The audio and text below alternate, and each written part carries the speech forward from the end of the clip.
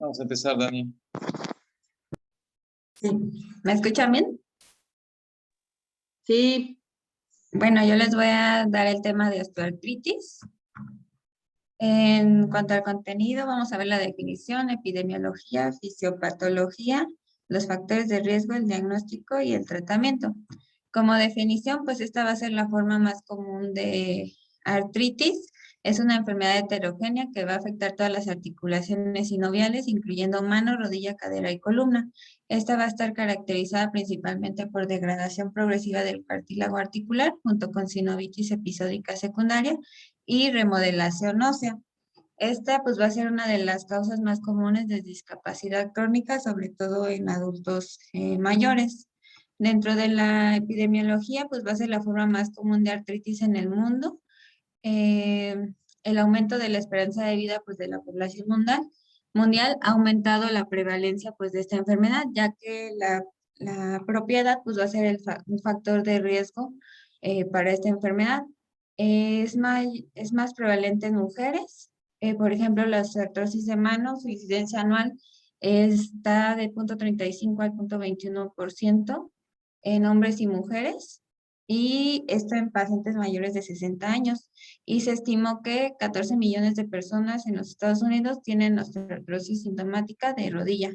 Más de la mitad de estos pacientes van a tener menos de 65 años, y pues la importancia de esta enfermedad es que se asocia con síntomas depresivos, pérdida de la memoria por trastornos del sueño y del estado de ánimo, así también como de ideación suicida. Y pues esto también representa altos costos para eh, la salud. De estos pacientes, aproximadamente 80% tienen algún grado de limitación, y un 25% pues no pueden realizar todas sus tareas diarias. Pues esto puede conducir, por ejemplo, en adultos mayores, a ansiedad severa y depresión en estos pacientes. En cuanto a la fisiopatología, pues vamos a tener que el cartílago articular se encuentra en las superficies de las articulaciones que van a participar en el movimiento mecánico, y este va a ser avascular y aneural. Este va a tener un papel clave porque proporciona una superficie lisa, dando como resultado una articulación sin fricción para observar y distribuir las distintas cargas a la articulación. Está principalmente compuesto por agua, colágeno, proteoglicanos y condrocitos que forman la matriz extracelular hidratada. El cartílago pues, se va a dividir en 4 zonas: en la superficial, que es la más cercana a la superficie articular y que está formada por fibras de colágeno. Esta pues va a proporcionar una alta resistencia a la tracción del cartílago. La intermedia, que igual tiene fibras de colágeno que están dispuestas en los condrocitos de forma esférica y a veces están en pares, y la profunda, que se compone de columnas de condrocitos, y la zona calcificada, que aquí los condrocitos van a expresar un fenotipo hipertrófico que van a sintetizar esta matriz calcificada. Bueno, aquí en cuanto a la fisiopatología, pues como el cartílago va a ser avascular, los condrocitos van a existir en condiciones de hipoxia y dependen de nutrientes obtenidos de la superficie articular. Esto,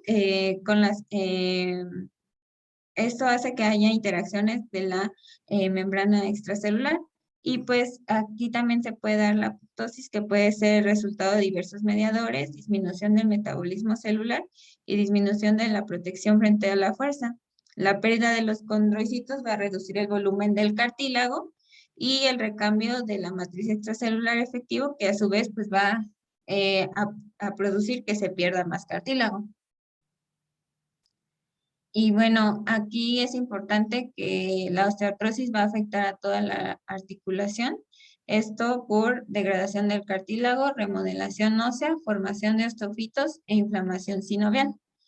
Y pues para que se dé una vez que se degrada el cartílago articular, esto pues causado por la degradación de la matriz extracelular, esto por las enzimas por enzimas como desintegrasa y metaloproteinasas.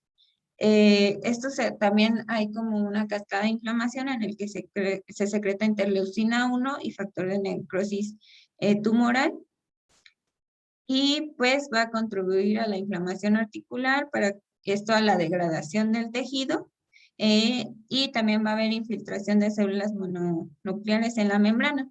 Entonces, la osteoartrosis va a haber una disminución de la hipertrofia muscular y pérdidas de reflejo de la marcha, sobre todo en adultos mayores, y esto se da por una carga mecánica normal o falla de la articulación para hacer frente a estas fuerzas mecánicas.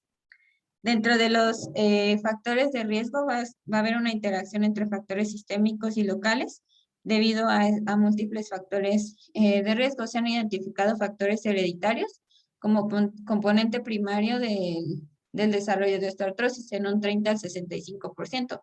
Se ha visto que 10 al 30% de las osteoartrosis de rodillas son hereditarias, 50% de cadera y 70% en osteoartrosis de manos. Regiones dentro de los cromosomas donde hay regiones de susceptibilidad, están el 2P, el 4Q, el 7P, el 8, el 9, el 10 y el 16. Y los genes en los cromosomas, sobre todo en el 12, el 4 y el 16, son candidatos más fuertes para el inicio y progresión de la osteoartrosis hereditaria. Y el gen del factor 5 de crecimiento y diferenciación es el único que ha demostrado evidencia de asociación genética. Hay otros factores de riesgo que pueden implicar en el desarrollo de osteoartrosis. Entre eso está la forma de hueso y la articulación, principalmente en osteoartrosis de cadera. Se asoció el índice acetabular, que se asocia más fuertemente con gravedad y progresión. La deformidad o la displasia acetabular confiere el doble de riesgo de desarrollar osteoartrosis. La fuerza muscular, la relación músculo-grasa alta tuvieron un efecto protector para osteoartrosis de rodilla, y una mayor fuerza isométrica en los músculos de la cadera y muslo, se asoció con mejor función física en los pacientes que tenían osteoartrosis de cadera.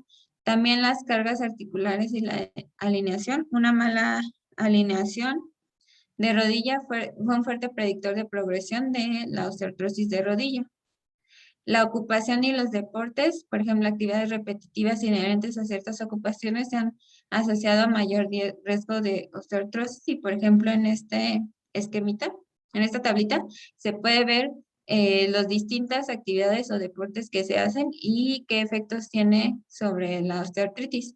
Por ejemplo, el correr tiene una disminución del riesgo de osteoartritis de rodilla y cadera. Y, por ejemplo, el fútbol, la carrera de larga distancia, el levantamiento de pesas y lucha, tiene una mayor prevalencia de artrosis de rodilla.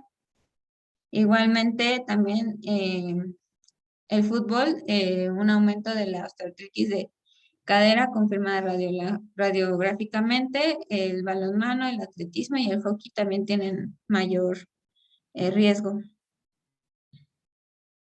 Y también en caso de los pacientes que ya tengan alguna lesión, por ejemplo, de los ligamentos, de los meniscos, se han asociado con desarrollo posterior de una osteoartritis de rodilla.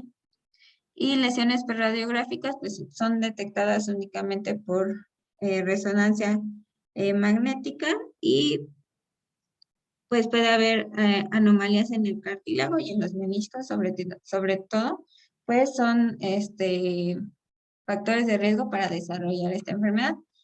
En cuanto a los fenotipos, se hizo una revisión sistemática que identificó 6 variables que representan 6 fenotipos clínicos. Entre ellos está el dolor crónico, la inflamación, el síndrome metabólico, el metabolismo óseo y cartilaginoso, la sobrecarga mecánica y la enfermedad mínima de las articulaciones.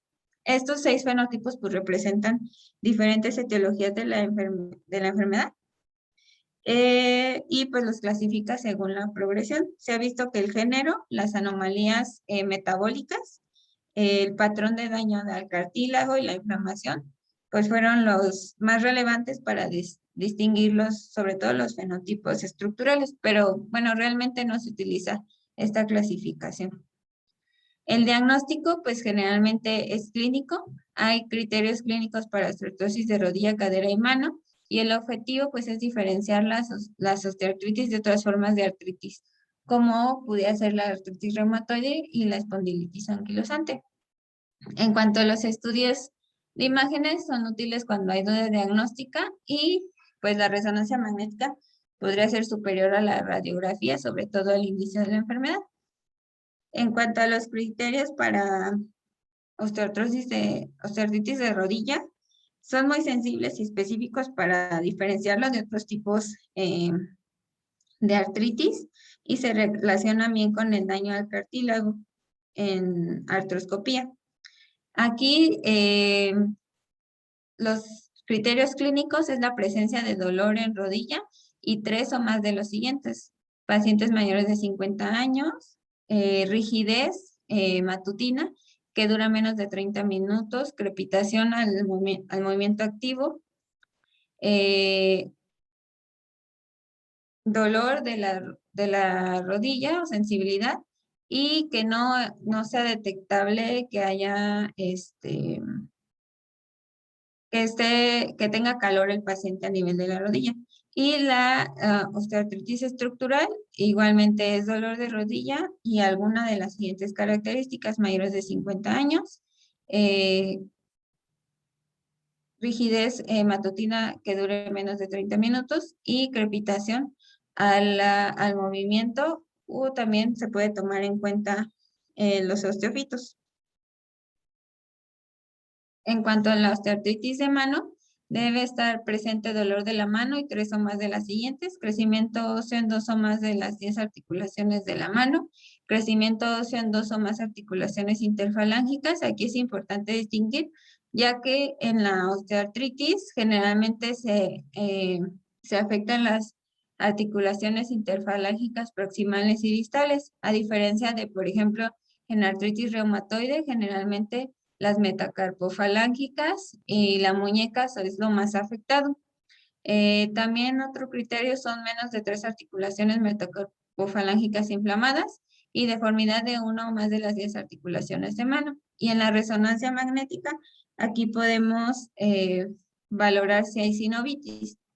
Igualmente, en pacientes que ya tienen un curso de la enfermedad más crónica, podemos ver nódulos. Entre ellos están los nódulos de Heberden, que están en las interfalángicas distales, y los nódulos de Bouchard en las proximales.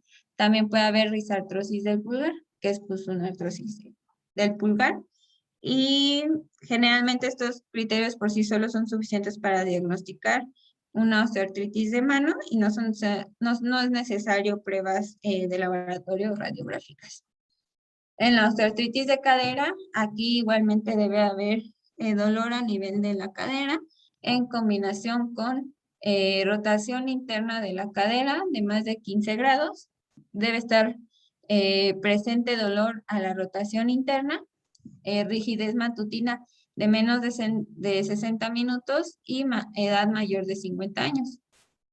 O que haya una rotación interna menos de 15 grados y una BCG de menos de 45 milímetros por hora. O si no tenemos una BCG, que la flexión de la cadera sea de menos de 115 grados. Y esto se puede utilizar en lugar de la BCG con una sensibilidad del 86% y una especificidad del 75%. Y la clínica más los criterios radiográficos de osteoartritis de cadera son todos los anteriores y 2 o más de los siguientes: que haya osteofitos a nivel femoral o acetabular, disminución del espacio articular superior axial o medial y una BCG de menos de 20 milímetros por hora. Y bueno, vamos a ver el tema cultural. Les voy a hablar del fútbol. Bueno, este viene del inglés británico fútbol, es traducido como balompié y es también llamado soccer. Es un deporte de equipo jugado entre 2 conjuntos de 11 jugadores cada uno y pues distintos árbitros que se ocupan de que se cumplan las normas correctamente, y pues este es considerado el deporte más popular del mundo. Esto porque es practicado por al menos 270 millones de personas. Sus orígenes se remontan al continente asiático, en especial a las civilizaciones originarias de la antigua China, que pues en primera instancia pues nació como un método de adiestramiento militar y antes era llamado el Suku. Posteriormente, el hallazgo más antiguo y revelador se remonta a la antigua Grecia en el año 400 Cristo, donde se vio que un hombre dominaba una pelota sobre su muslo, que es esta imagen, y en ese tiempo pues se llamaba Episquiros, el deporte, y pues es reconocido por la FIFA como el fútbol de la antigüedad, y de hecho la Copa Europea de Fútbol lleva grabada esta imagen en el trofeo. La, la historia actual del fútbol abarca más de 100 años de existencia y la primera federación oficial del mundo se llamaba The Football Association. De hecho, el que le digan soccer es como una abreviación de association, que es en las letras S o C, y por eso dicen soccer, y nació pues el 26 de octubre de 1863 en Inglaterra. Los primeros, anteriormente se le llamaban códigos británicos a los juegos de fútbol, y estos se caracterizaban por tener pocas reglas y que había extrema violencia. Y pues también se veía el fútbol como un carnaval y de hecho fue prohibido durante 500 años en Inglaterra. Uno de los juegos más conocidos se llamó el Calcio Florentino, que pues se originó en la ciudad de Florencia y este deporte pues influenció varios aspectos del fútbol actual, no solo por sus reglas, sino también por el ambiente de fiesta que se jugaba en estos encuentros. Y bueno, el auge del fútbol a nivel mundial motivó la creación de la FIFA el 21 de mayo de 1904.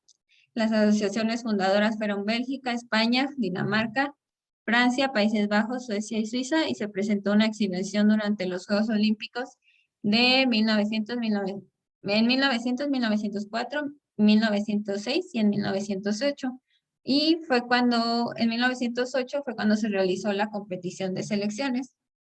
En 1916 se fundó la Confederación Sudamericana de Fútbol, el CONMEBOL, y se organizó la primera edición de la que ahora se llama la Copa América. Y en 1929 fue la primera eh, Copa Mundial. Y bueno, algún dato curioso es que el trofeo de la Copa Mundial de Fútbol tiene la inscripción visible de FIFA World Cup en su base y también por debajo tiene los nombres de los países que han ganado cada torneo desde 1974.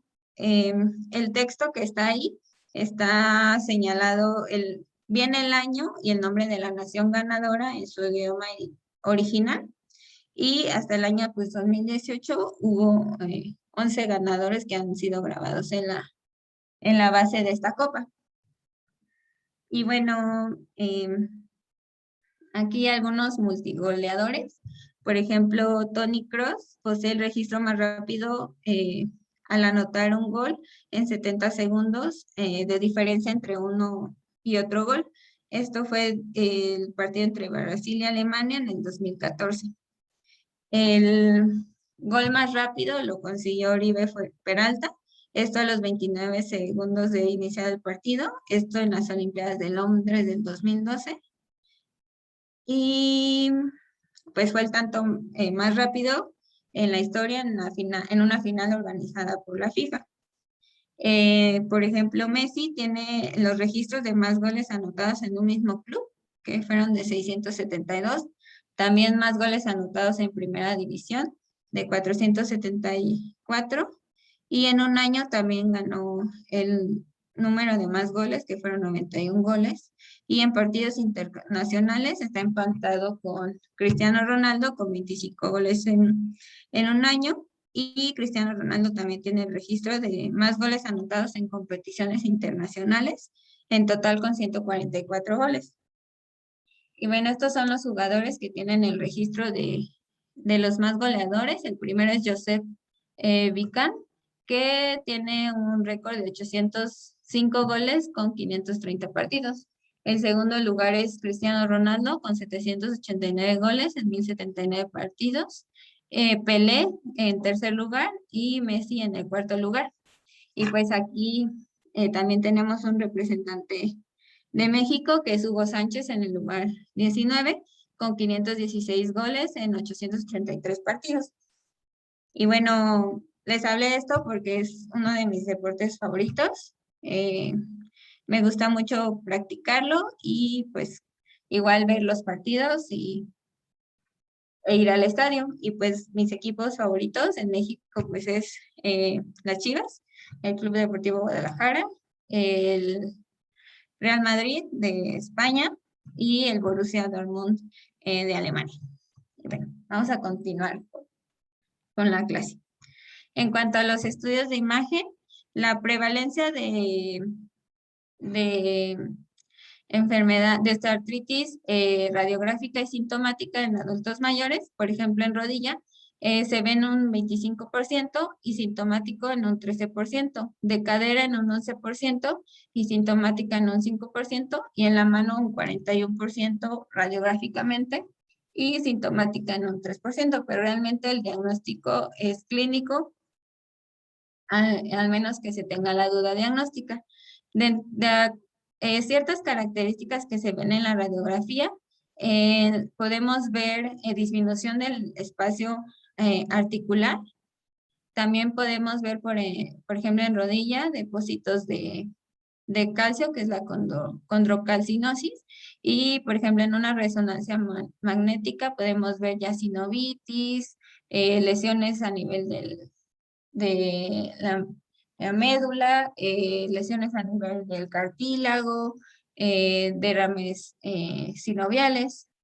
Y bueno, estas son fotos que tomé de la consulta en reumatología. Por ejemplo, esta es una paciente que la habían enviado con una evolución de un cuadro clínico de 3 años, tenía 70 años, y la enviaron con un diagnóstico de artritis reumatoide. Sin embargo, podemos ver que tiene más afectados a nivel de las interfalángicas distales, y pues no tenía rigidez matutina, esta le duraba menos de 30 minutos y lo único que prevalecía pues era el dolor en las articulaciones. Esta es una paciente de 74 años con una evolución de 2 años, y podemos ver aquí su radiografía donde ya se ve una disminución del espacio articular. Vemos que no hay osteopenia, que esto es importante. Aquí en la primera foto se ve en el dedo medio que tiene un nódulo de Heberden en la interfalángica distal. Y bueno, esto es nada más para hacer la comparación de cómo se verían unas manos con artritis reumatoide, en el que ya hay mayor deformación articular, no están afectadas las interfalángicas distales, y el dolor en esta paciente pues principalmente eran las metacarpofalángicas y en las interfalángicas proximales. Y en las radiografías, aquí la característica importante es que aquí sí hay osteopenia yuxtaarticular, que es como el diagnóstico o lo que nos va a orientar que esta paciente pudiera tener más un diagnóstico de artritis reumatoide que un diagnóstico de osteoartritis. Pero en general, pues el diagnóstico es clínico. Y bueno, la osteopenia se ve, es como lo negrito que se ve aquí en el huesito. En cuanto al tratamiento, pues debe haber una evaluación integral de los pacientes. De acuerdo a la gravedad y el impacto funcional, se debe de evaluar el índice de masa corporal y la distribución de articulaciones afectadas. Va a haber un tratamiento no farmacológico y uno farmacológico. Dentro del no farmacológico está el ejercicio, que esto es para mejorar la fuerza muscular alrededor de las articulaciones afectadas, seguidos de ejercicios aeróbicos. Dentro de los ejercicios que se recomiendan están los ejercicios de equilibrio para osteoartritis de rodilla y o cadera. Se recomienda el Tai Chi para pacientes con osteoartritis de rodilla y o cadera, o también el yoga en pacientes con osteoartritis de rodilla. Estas son las recomendaciones de la guía del 2019 americana sobre el manejo de osteoartritis. También se debe de hacer una evaluación nutricional, ya que la obesidad o el sobrepeso pues pueden condicionar mayor dolor y una calidad de vida mucho más baja. Se vio o la recomendación es que se dé una pérdida de peso de mayor o igual al 5% del peso corporal y esto se asoció con mejoría del dolor y una función y reducción de la progresión del daño estructural. En cuanto a los dispositivos, estos pues se utilizan para facilitar las actividades y reducir síntomas. Se recomienda el uso de bastón en pacientes que tengan osteoartritis de rodilla y o cadera con impacto en la deambulación, en la estabilidad articular o el dolor. También pueden usarse rodilleras tibiofemorales, aparatos ortopédicos. Eh, las órtesis, por ejemplo, de mano se recomiendan en pacientes con osteoartritis de la primera articulación carpometacarpiana y condicionalmente en las demás articulaciones de la mano. Y el kinesiotaping se recomienda también en pacientes con osteoartritis de rodilla y o de la primera articulación carpometacarpiana, que aquí la diferencia es que el kinesiotaping pues va a dar como un sostén a la articulación y aparte va a permitir una mayor movilidad de la misma. En cuanto a lo que no se recomienda en la guía es utilizar zapatos modificados ni plantillas en osteoartritis de rodilla y o cadera. En cuanto a las terapias alternativas, la acupuntura se recomendó condicionalmente para osteoartritis de rodilla, cadera y o mano. Intervenciones térmicas también se recomiendan condicionalmente para pacientes con osteoartritis de rodilla, cadera y o mano. La ablación por radiofrecuencia también es otra de las terapias que se puede recomendar. Y lo que no se recomienda son los masajes, la vibración pulsada ni la estimulación eléctrica. Y pues realmente no hay mucha evidencia de todas estas terapias, únicamente ciertos estudios que se han realizado en el que el paciente sí le mejora el dolor y su calidad de vida, son en las que se recomiendan condicionalmente, pero realmente no hay una recomendación fuerte acerca de estas terapias. Y bueno, esta es una tablita para que chequen ya en casa de qué terapias existen para todas las articulaciones y en cuáles sí están recomendadas y en cuáles no hay ninguna recomendación en base a esto. El tratamiento farmacológico, el de primera línea, son los AINES tópicos. Se debe considerar la edad, los medicamentos de uso diario, las condiciones comórbidas y la adherencia al tratamiento para considerar cada tratamiento en cada paciente, pero el de primera línea serían los AINES tópicos.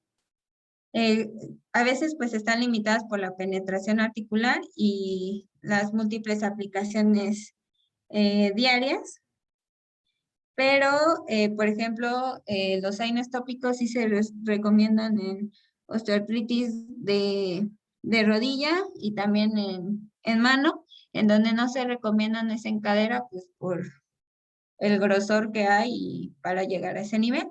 El paracetamol bioral era el tratamiento de primera línea, sin embargo, en los últimos estudios y en la guía del 2019, pues se vio que realmente no tenía eficacia o al final de cuentas el paciente no iba a mejorar su dolor con este. Entonces, el de primera línea pues serían los AINES orales. Generalmente se recomiendan los inhibidores selectivos de la COX-2, que son los más utilizados, aunque pues también pues estos van a tener eventos adversos considerables, generalmente pues van a ser gastrointestinales o cardiovasculares con el aumento de la edad y las comorbilidades. Realmente en la guía no recomendaban un AINE en específico, sin embargo, mencionaba que estos se deberían de usar a la dosis máxima recomendada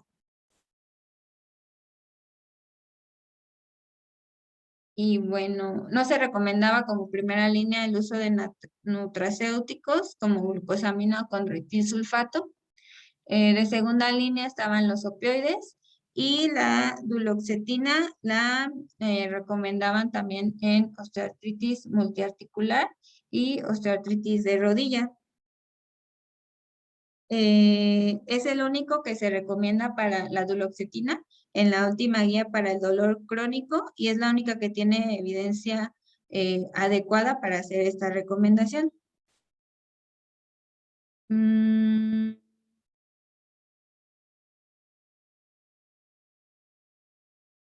y pues el tratamiento de tercera línea son los corticosteroides articulares, que los beneficios se dan durante 3 a 4 semanas en pacientes con osteoartritis con dolor moderado a severo. Esto generalmente pues se realiza en osteoartritis de rodilla. El ácido hialurónico va a ser un lubricante y amortiguador.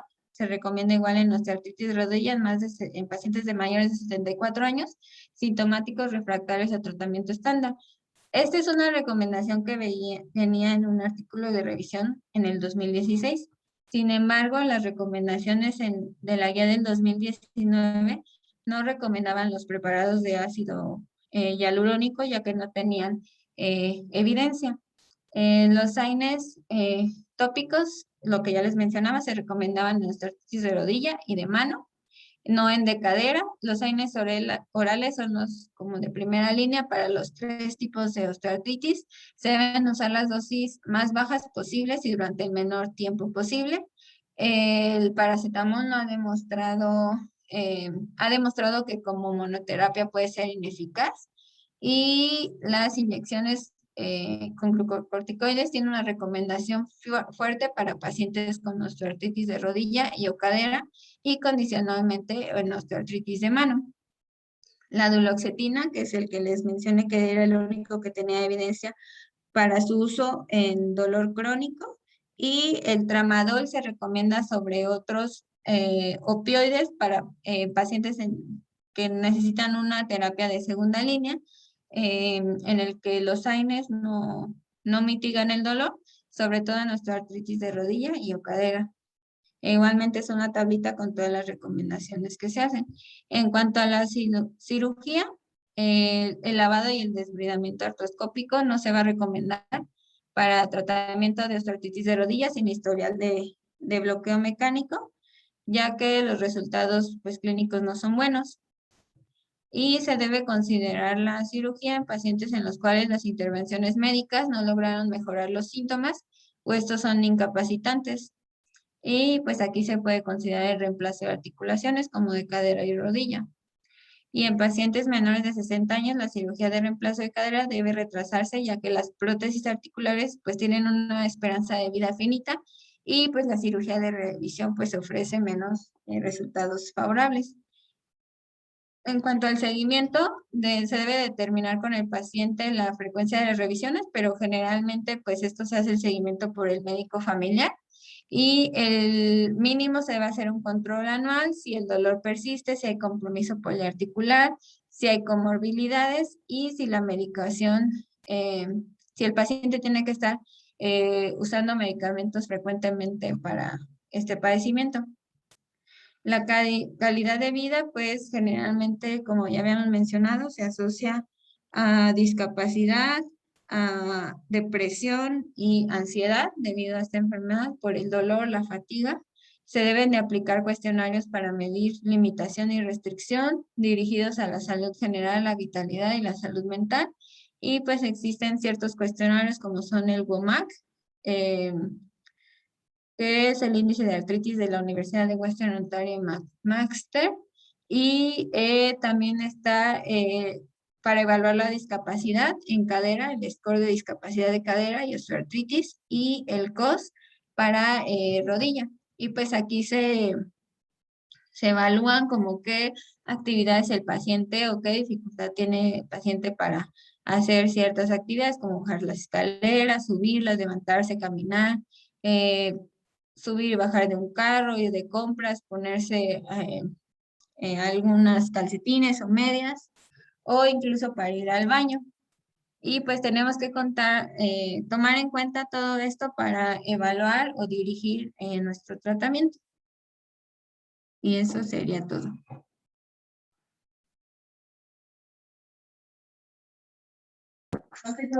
Muy bien. Sí nos cumplió, Dani. Estuvo rápida.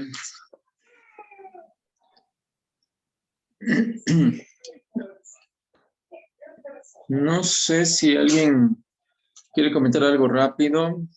No quisiera entretenerme mucho. Igual y hacer algunas puntualizaciones nada más. Para poder tanto platicar con los compañeros como pasarles un par de datos. Entonces, ¿alguien quisiera agregarle algo? Doctor Lascano, ¿dónde anda? No lo veo. Se siente gacho.